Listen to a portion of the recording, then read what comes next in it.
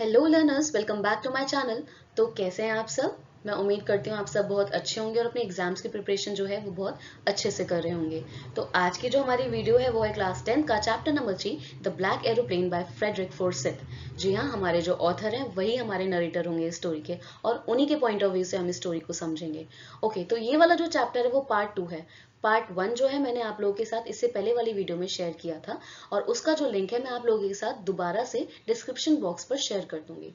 So before moving on to the chapter, मैं आप लोगों से बस यही कहना चाहती थी कि ये जो चैप्टर है वो हमारा जो नरेटर है, पायलट है, उसके पॉइंट ऑफ व्यू से हम लोग समझेंगे। तो थोड़ा सा ओवरव्यू ले लेते हैं कि ये चैप्टर है किसके बारे में। एक पायलट है जो कि फ्रांस से इंग्लैंड की तरफ जा रहा होता है और बीच में जो वेदर है वो बहुत ज़्यादा खराब हो जाता है और उसी वेदर के अंदर उसको एक ब्लैक एरोप्लेन मिलता है जो उसको मोटिवेट करता है, उसको गाइड करता है उस स्टॉर्म से बाहर निकलने के लिए और सेफली लैंड करने के लिए। लेकिन यहाँ पर स्टोरी में ट्विस्ट कब आता है, जब उसको ये पता चलता है कि उसके एयरप्लेन के अलावा तो वहां पर और कोई था ही नहीं। तो ये जो स्टोरी है इसी के बारे में है। So my dear learners, let's get started. But before that, अगर आप ऑलरेडी मेरे सब्सक्राइबर्स हैं, thank you so much and keep supporting. लेकिन अगर आप नए हैं तो प्लीज जाइए और सब्सक्राइब करिए। So let's get started. So before moving on to the chapter line by line, let's get an overview कि स्टोरी पूरी ब्रीफली चलती कैसे है। तो यहाँ पर जो हमारा नरेटर है वो पुराना अपना एयरप्लेन जो है उड़ा रहा है जिसका नाम डकोटा है। ठीक है, अब वो क्या कर रहा है, उसको जाना है फ्रांस से इंग्लैंड की तरफ।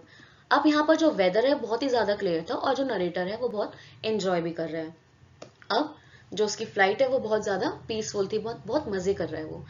अब क्यों मजे कर रहा है, उसके दिमाग में बस ये था कि मुझे अपनी फैमिली से मिलने जाना है जो कि इंग्लैंड में रहती है और वहां पे उनके साथ अच्छा सा ब्रेकफास्ट करना है। देन वहां पर वो कम्युनिकेट करता है पेरिस कंट्रोल रूम के साथ और उसको जवाब मिलता है कि हाँ, हमें आपकी आवाज आ रही है, आपको जो है वो 12 डिग्री वेस्ट की तरफ जाना है जो कि इंग्लैंड का रास्ता है। ओके, उसके बाद क्या होता है, जैसे ही नरेटर कंटिन्यू करता है वो एनकाउंटर करता है ह्यूज स्टॉर्म, मतलब कि बहुत बड़ा एक आंधी तूफान वहां पे आता है जिसकी वजह से जो उसका रास्ता है वो ब्लॉक हो जाता है, बंद हो जाता है। और फिर वो ये देखता है कि उसके पास तो इतना ज्यादा फ्यूल भी नहीं है कि वो अपनी जर्नी इस स्टॉर्म में कंटिन्यू कर पाए। लेकिन फिर भी क्या होता है, ही टेक्स रिस्क, वो रिस्क लेता है और वहां पर नरेटर जो है वो ये डिसाइड करता है कि ठीक है, वो कोई बात नहीं, स्टॉर्म को आर पार करते हुए पक्का पक्का जाएगा, यही सोच के कि उसको बस अपने घर जाना है और अच्छा सा ब्रेकफास्ट करना है। अब हमारा जो नरेटर है उसने रिस्क लिया और वो स्टॉर्म के अंदर घुस गया, लेकिन अब उसको वहां पे कुछ भी दिखाई नहीं दे रहा है। वहां पर कोई भी उसका इंस्ट्रूमेंट नहीं चल रहा है, जैसे कि कॉम्पस हो गया या फिर रेडियो हो गया जिससे वो कम्युनिकेट करता था, कुछ भी नहीं चल रहा और हमारा जो नरेटर है ही इज लॉस्ट। अब वहां पर आता है the black aeroplane, the mysterious plane. ठीक है, जिसमें कोई लाइट्स नहीं है लेकिन उसको वहां पर एक पायलट के जेस्टर्स नजर आते हैं। ठीक है, जहां पर वो उसको कह रहा होता है कि मतलब हमारे जो नरेटर है उसको बोल रहा होता है कि मुझे फॉलो करो, और जो हमारा नरेटर है उसको फॉलो करने लग जाता है। ठीक है, अल्टीमेटली इवेंचुअली क्या होता है, जो हमारा नरेटर है उस स्टॉर्म से बाहर निकल जाता है और सेफली लैंड कर जाता है। लेकिन यहाँ पर जो एक खुलासा होता है वो ये है कि जो ब्लैक एरोप्लेन था वो तो वहां पर था ही नहीं। जैसे उसको पता चलता है ना, जो वहां पे कंट्रोल रूम में जो वुमन थी वो कहते हैं उससे कि तुम्हारे एरोप्लेन के अलावा तो वहां पे कोई और नहीं था। ठीक है, तो इसी तरीके से पता चलता है कि कौन था, कौन अननोन था जिसने उसकी हेल्प करी है। सो ये तो था हमारा टोटल ओवरव्यू हमारे चैप्टर के बारे में। सो आगे का चैप्टर लाइन बाय लाइन अब हम लोग पढ़ते हैं। So let's get started. So the moon was coming up in the east behind me, मतलब जो मून था वो असेंड कर रहा था ईस्ट की साइड से, जहां पे हमारा नरेटर था उसके पीछे से। And the stars were shining in the clear sky, जो स्टार्स है वो दे वर शाइनिंग। ओके, तो जो वेदर है वो बहुत ही ज्यादा क्लियर था और जो हमारा नरेटर है वो बहुत ज्यादा खुश था उस कंट्री साइड के ऊपर अपने प्लेन को उड़ाने पे। अब वो अपना पुराना डकोटा एयरप्लेन है उसको उड़ा रहा था और वो वापस इंग्लैंड जाना चाह रहा था फ्रांस से। और वो ये सोच रहा था कि किस तरीके से मैं अपनी फैमिली के साथ जो है अपने हॉलीडे को एंजॉय करूंगा और किस तरीके से मैं अपना ब्रेकफास्ट एंजॉय करूंगा उन लोगों के साथ, यमी बिग ब्रेकफास्ट। ठीक है, और टाइम क्या हो रहा है वहां पर, 1:30 इन द मॉर्निंग। देन वो क्या करता है, वो यहाँ पर अब कंट्रोल रूम से कम्युनिकेट करने की कोशिश करता है और वो बोलता है, सोचता है कि मुझे पेरिस कंट्रोल रूम से कम्युनिकेट करना चाहिए। As I look down past the nose of the airplane, I saw the lights of big city in front of me. तो जैसे ही वो अपने प्लेन से नीचे देखता है उसको दिखाई देता है कि जो शहर है वो बहुत ज्यादा सुंदर लग रहा है, उसकी जो लाइट्स है वो कितना ज्यादा, दे वर स्पार्कलिंग, बहुत चमक रही थी। वो अपना रेडियो को ऑन करता है और फिर कम्युनिकेट करता है, Paris control, Dakota DS-088 here, can you hear me, क्या आप लोगों को मेरी आवाज आ रही है? I am on my way to England, मैं इंग्लैंड की तरफ जा रहा हूँ, ओवर। अब वहां से भी वापस कम्युनिकेशन आता है कि DS088 I can hear you, हमें आपकी आवाज आ रही है, आपको कहाँ मुड़ना है 12 डिग्रीज वेस्ट की तरफ, DS088 ओवर। तो इस तरीके से कम्युनिकेशन हो गया पेरिस कंट्रोल रूम के साथ। फिर क्या होता है, हमारा जो नरेटर है वो चेक करता है अपना मैप और कॉम्पस कि कौन सा डायरेक्शन है, मुझे कहाँ जाना है, कौन सा एरिया होगा, और फिर से वो अपना ही switch over to my second and the last fuel tank, मतलब वो अपना जो फ्यूल टैंक है उसको भी चेक करता है, जो लास्ट उसका बचा हुआ था वो चेक करता है, और डकोटा 12 डिग्रीज वेस्ट की तरफ मोड़ लेता है। I will be in time, अब वो ये सोचता है कि मैं टाइम पर पहुंच जाऊंगा, ठीक है। A good big English breakfast, everything was going well, मतलब उसके दिमाग में है कि मुझे घर पे जाके अपना अच्छा सा ब्रेकफास्ट करना है, बहुत बड़ा ब्रेकफास्ट करना है अपनी फैमिली के साथ। तो अभी तक our narrator is very happy, बहुत ज्यादा खुश है वो, ठीक है। Paris was about 150 kilometres behind me when I saw the clouds, मतलब वो ये बोलता है कि जो पेरिस है अब वो आगे आगे बढ़ गया था और जो पेरिस था वो पीछे रह गया, एंड स्टॉर्मी क्लाउड्स आने लग गए थे, वो बहुत बड़े बड़े थे, अब वो माउंटेन्स की तरह दिख रहे थे उसको, ठीक है।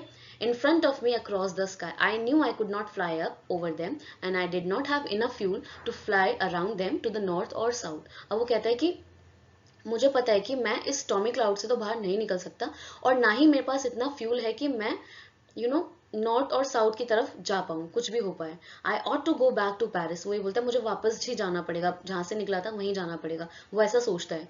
But I wanted to get home, then he thinks but मुझे तो घर जाना है। आई वॉन्टेड दैट ब्रेकफास्ट, मुझे तो अपना ब्रेकफास्ट करना है। आई टेक द रिस्क, ठीक है। अब हमारा जो नरेटर वो कहता है मैं रिस्क लूंगा, मैंने सोच लिया है, मैं अपने पुराने एयरप्लेन को सीधा उस स्टॉर्म के अंदर ले जाऊंगा। रिस्क ले रहा है वो बहुत ज्यादा। Then inside the clouds everything was suddenly black, अब उसको कुछ भी दिखना बंद हो गया था, कुछ पॉसिबल ही नहीं था दिखने के लिए। तो the old aeroplane jumped and twisted in the air, अब क्या था, जो पुराना हो गया था डकोटा एयरप्लेन जो है वो पॉसिबल ही नहीं था, इतना पुराना एयरप्लेन इतने हैवी स्टॉर्म के अंदर कुछ भी ढंग से फ्लाई कर पाए, I looked at the compass, अब उसने कॉम्पस की तरफ देखा। I couldn't believe my eyes, the compass was turning round and round, क्योंकि प्रॉपर डायरेक्शंस नहीं मिल रहे थे उस स्टॉर्मी क्लाउड्स की वजह से, बहुत ज्यादा ब्लैक क्लाउड्स था, कोई डायरेक्शन नहीं मिल रहे थे, जिसकी वजह से जो कॉम्पस है वो क्या कर रहा था, वो बहुत ज्यादा फ्लिकर कर रहा था इधर उधर, मतलब ढंग से नहीं चल रहा था, मर चुका था, it was not working. The other instrument was suddenly dead too, सारे इंस्ट्रूमेंट उस एयरप्लेन के चलना बंद हो गए थे। अब यहाँ पर हमारे जो नरेटर है उसको कौन हेल्प करेगा? Paris control, can you hear मी, वो बोलता है कि क्या आपको मेरी आवाज आ रही है, वो कंट्रोल रूम से कम्युनिकेट करने की कोशिश करते हैं कि किसी तरीके से मेरा जवाब मिल जाए मुझे कि मैं कहाँ पर हूँ, कौन सी डायरेक्शन में मुझे जाना है। बट अब क्या होता है, कोई आंसर नहीं आता, जो रेडियो था वो भी मर चुका है, it was not working. I had no radio, no compass and I could not see where I was, मतलब नरेटर बोलता है मेरे पास रेडियो भी नहीं है कम्युनिकेशन करने के लिए, डायरेक्शन देखने के लिए कॉम्पस भी नहीं है। I was lost in the storm, खो गया हमारा narrator. Then in the black clouds quite near me I saw another airplane, अब वहां पर वो ये देखता है कि दूसरा एरोप्लेन आता है। Okay, a sigh of relief, उसको बहुत तसल्ली मिलती है कि चलो कोई तो दिख गया उसको उस ब्लैक क्लाउड्स में, फिर नाउ अब हम ब्लैक एरोप्लेन के बारे में बात कर रहे हैं, तो नरेटर बोलता है कि उसके जो विंग्स थे उसमें कोई भी लाइट नहीं थी, but I could see it flying next to me through the storm, but मैं ये देख पा रहा था कि वो बिल्कुल मेरे नेक्स्ट उड़ रहा था आराम से, बट कोई लाइट्स नहीं थी उसमें। आई could see the pilots face turn towards me, अब वो ये देखता है कि जो पायलट था उसके अंदर वो मेरी तरफ देखता है, और वो उसको देख के बहुत ज्यादा खुश हो जाता है कि चलो एटलीस्ट मुझे उस स्टॉर्मी क्लाउड्स में, उस ब्लैक स्टॉर्म में एटलीस्ट कोई तो एक इंसान नजर आया। ही lifted one hand and waived, अब वो जो दूसरा पायलट है उसको वेव करता है कि ठीक है तुम मेरे को देख पा रहे हो, वो ये कहता है मुझे फॉलो करो, मुझे फॉलो करो। He was saying follow me, he knows that I am lost, I thought he is trying to help me, तो ये बोलता है कि ठीक है, उसको पता है कि मैं यहाँ पर खो गया हूँ, इसके अंदर मैं ब्लैक स्टॉर्म के अंदर कुछ नहीं देख पा रहा हूँ, तो he was trying to help me. अब नरेटर को तो ये समझ में आ रहा है कि दूसरा पायलट जो है मुझे हेल्प कर रहा है। देन क्या होता है, he turn his aeroplane slowly to the north, north की तरफ जाता है वो, in front of my Dakota, अब जहां पर उसका एयरप्लेन है उसकी आगे की तरफ जाता है, सो दैट कि जो हमारा नरेटर है उस वाले एयरप्लेन को फॉलो कर पाए। और वो बहुत खुश भी हो रहा था कि किस तरीके से वो जो स्ट्रेंज एरोप्लेन है उसकी हेल्प कर रहा है, और जो हमारा नरेटर है एक ओबीडियंट बच्चे की तरह उसको फॉलो कर रहा है। After half an hour the strange black aeroplane was still there in front of me in the clouds, अब आधे घंटे के बाद भी वो ब्लैक एरोप्लेन उसकी हेल्प कर रहा है अभी। फिर Now there was only enough fuel in the old Dakota's last tank to fly for 5 or 10 minutes. तो बोलता है कि अब मेरे पास इतना ही फ्यूल है कि मैं 5 to 10 मिनट्स तक ही उड़ सकता हूँ. I was starting to feel frightened again. उसको डर लगने लगा था कि मैं कैसे पहुंचूंगा. But then he started to go down and I followed through the storm. But धीरे धीरे क्या हो रहा था, वो नीचे जाना स्टार्ट कर रहा था लेकिन वो स्टॉर्म को फॉलो कर रहा था. ठीक है, कोई बात नहीं, धीरे धीरे मैं शायद पहुंच जाऊंगा इंग्लैंड तक. Suddenly I came out of the clouds and saw 2 long straight lines of lights in front of मी. अब उस स्टॉर्म से वो बाहर आ गया और उसको दिखता है कि प्रॉपर लाइंस उसको दिख रही होती है फॉलो करने के लिए कि ठीक है, मुझे थोड़ा बहुत जो है वो रोशनी नजर आई है इस इन ब्लैक क्लाउड्स के अंदर. It was a runway, airport का रनवे था वो. मतलब वो फाइनली उस स्टॉर्म से बाहर निकल गया और उसको जहां पे पहुंचना था वो वहां पे पहुंच गया है.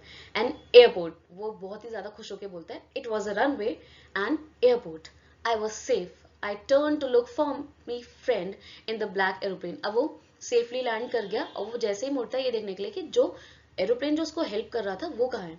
But the sky was empty, but उसको कोई नजर नहीं आया. ठीक है, देयर वॉज नथिंग देयर, कोई भी नहीं था. The black aeroplane was gone, I could not see it anywhere. अब वो तो सेफली लैंड कर गया बट उसको वो जो मिस्टीरियस प्लेन था, जो ब्लैक एरोप्लेन था, वो नजर नहीं आया. Then I landed and I was not sorry to walk away from the old Dakota near the control tower. वो कहता है मैं लैंड कर गया और उसको बिल्कुल भी बुरा नहीं लग रहा था अपने पुराने एयरप्लेन को छोड़ने में. ठीक है, क्योंकि उसकी वजह से वो आज बहुत ज्यादा ट्रबल में था, डर भी गया था काफी कि कैसे उस सिचुएशन से बाहर निकलेगा. I went and asked a woman in the control center where I was and who the other pilot was. अब वो वहाँ पर कंट्रोल सेंटर में जाता है और वहाँ पर जो एक औरत बैठी हुई थी, he asked her कि कौन था वो जिसने मुझे हेल्प करी थी और मैं कहाँ पर था. मैं उसको हेल्प मतलब थैंक यू बोलना चाहता हूँ क्योंकि उसने मेरी हेल्प करी है. लेकिन वहां पर जो कंट्रोल रूम में बैठी हुई थी, शी उसको ना वो बहुत अजीब तरीके से देख रही थी, मतलब स्ट्रेंज लुक के, और फिर हंसने लग जा रही थी कि क्या बोल रहे हैं, मतलब कौन सा एरोप्लेन, किसने हेल्प करी, कौन था, नहीं पता कुछ भी. तो एक स्ट्रेंज लुक था क्वेश्चन मार्क वाला कि क्या बोल रहे हैं. अनदर एरोप्लेन, अब वो बोलते हैं दूसरा एरोप्लेन. अब there in the storm, storm के अंदर. No other airplanes were flying tonight. आज तो कोई भी दूसरे एयरप्लेन्स थे ही नहीं. Yours was the only one I could see on the radar. वो कहते हैं मुझे सिर्फ तुम्हारा एयरप्लेन दिखाई दे रहा था, बाकी तो कोई था ही नहीं. फिर यहाँ पर जो हमारा पायलट है वो बहुत ज्यादा ऐसे हो जाता है कि कोई नहीं था तो मेरी हेल्प किसने करी थी, मैं इतनी सेफली लैंड कर गया, मेरे पास ना ही कॉम्पस था, मेरे पास ना ही रेडियो था, मेरी हेल्प करी किसने है. Without any more fuel in my tanks, ना मेरे पास फ्यूल था तो मेरी हेल्प किसने करी. Who was the pilot on the strange black aeroplane flying the storm without lights. तो कौन था जो मतलब स्ट्रेंज ब्लैक एरोप्लेन कौन था इतने स्टॉर्म में और बिना लाइट के मेरी हेल्प करने आया था. तो ये सारी चीजें, ये सारे क्वेश्चन मार्क्स दिमाग में चल रहे थे हमारे नरेटर के अंदर कि आखिर हेल्प करी किसने थी मेरी, मतलब इतनी हैवी स्टॉर्म के अंदर कौन मेरी हेल्प कर सकता था.